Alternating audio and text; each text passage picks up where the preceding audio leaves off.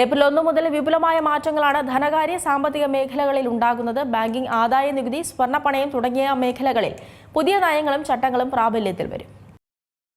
April 1 മുതൽ വിപുലമായ മാറ്റങ്ങളാണ് ധനകാര്യ സാമ്പത്തിക മേഖലയിൽ ഉണ്ടാകുന്നത്. ബാങ്കിംഗ്, ആദായ നികുതി, സ്വർണ്ണപ്പണയം, ടോളുകൾ, വാഹനാപകട ക്ലെയിമുകൾ, വസ്തു ഇടപാടുകൾ തുടങ്ങിയ മേഖലകളിലും പുതിയ നയങ്ങളും ചട്ടങ്ങളും പ്രാബല്യത്തിലാകും. 1961 നിയമങ്ങൾക്ക് പകരം 2025 ആദായ നികുതി ആക്ട് ഏപ്രിൽ 1 മുതൽ നടപ്പാകും. സങ്കീർണതകൾ ഒഴിവാക്കി ആദായ നികുതി നിയമം ലളിതമാക്കി. പഴയ നിയമത്തിൽ സാമ്പത്തിക വർഷം, അസസ്മെന്റ് വർഷം, മുൻ വർഷം തുടങ്ങിയ ആശയക്കുഴപ്പമുണ്ടാകുന്ന വാക്കുകൾക്ക് പകരം നികുതി വർഷമാകും ഇനി മുതൽ ഉപയോഗിക്കുക.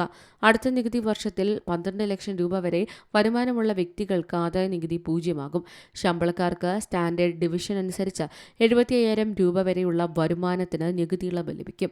അടുത്ത സാമ്പത്തിക വർഷത്തിൽ ആദായ നികുതി സ്ലാബുകളിലും റിട്ടേൺ സമർപ്പിക്കേണ്ട തീയതികളിലും മാറ്റം വരുത്തിയിട്ടില്ല. ഓഡിറ്റ് വേണ്ടാത്ത നികുതിദായകർക്ക് റിട്ടേൺ സമർപ്പിക്കാനുള്ള കാലാവധി ഓഗസ്റ്റ് 31 വരെ നീട്ടി. നികുതി നിയമങ്ങളുടെ എണ്ണം 399 നിന്ന് 1090 കുറയും. നികുതി ഫോമുകളുടെ എണ്ണം 511 നിന്ന് 333 ആകും. പഴയ ടാക്സ് സ്കീമിൽ അധിക ഇളവുകൾ കമ്പനികൾ ജീവനക്കാർക്ക് നൽകുന്ന ഊണ് കൂപ്പണുകളുടെ നികുതി ഇളവ് പരിധി 50 രൂപയിൽ നിന്ന് 200 രൂപയായി ഉയർത്തി. ഓരോ വർഷവും 15,000 രൂപ വരെയുള്ള കോർപ്പറേറ്റ് ഗിഫ്റ്റ് കാർഡുകൾ, കൂപ്പണുകൾ, സർട്ടിഫിക്കറ്റുകൾ എന്നിവയ്ക്ക് ആദായ നികുതി ഇളവുകൾ ലഭിക്കും. വിപണി നിരക്കിലും കുറഞ്ഞ പലിശയിലോ പലിശരഹിതമായോ വാങ്ങുന്ന വായ്പകൾക്ക് SBIയുടെ നിരക്കുമായുള്ള വ്യത്യാസം കണക്കിലെടുത്ത് നികുതി ഈടാക്കും. അതേസമയം 2 ലക്ഷം രൂപ വരെയുള്ള വായ്പകൾക്കും അടിയന്തര മെഡിക്കൽ സാഹചര്യങ്ങളിലെ വായ്പകൾക്കും ഇളവുണ്ട്. തൊഴിൽ ദാതാവ് ജീവനക്കാരുടെ ഔദ്യോഗിക വ്യക്തിഗത ആവശ്യങ്ങൾക്കായി നൽകുന്ന ചെറിയ വാഹനങ്ങൾക്ക് പ്രതിമാസം 8,000 രൂപയും വലിയ വാഹനങ്ങൾക്ക് 10,000 രൂപയും നികുതി ബാധ്യതയുണ്ടാകും. പുതിയ സ്കീമിലും ഈ നികുതി ബാധകമാണ്.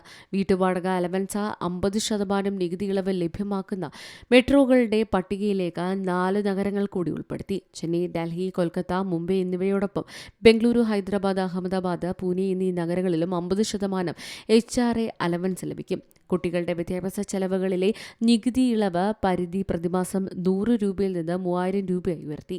ഹോസ്പിറ്റൽ ചെലവ് ഇളവ് 300 രൂപയിൽ നിന്ന് 9,000 രൂപയായി ഉയർത്തി. News desk C Malayalam news. ഏറ്റവും പുതിയ വാർത്തകളും വിശേഷങ്ങളും വിരൽത്തുമ്പിലറിയാൻ സി മലയാളം ന്യൂസ് എല്ലാ ഡിജിറ്റൽ പ്ലാറ്റ്ഫോമുകളിലും ലഭ്യം.